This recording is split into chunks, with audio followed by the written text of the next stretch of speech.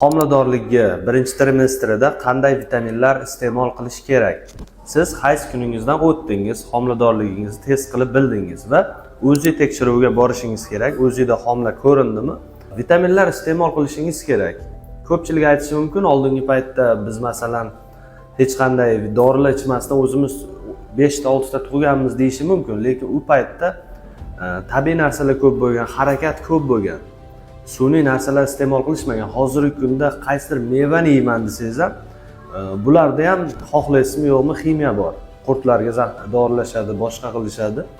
Hamma narsa tarkibida ximiya bor, tashqi muhit yaxshi emas. O'shaning uchun homilador bo'ldingizmi, albatta foliy kislota, qon suyultiruvchi va ayolning holatiga qarab turib kerakli vitaminlarni belgilab beramiz.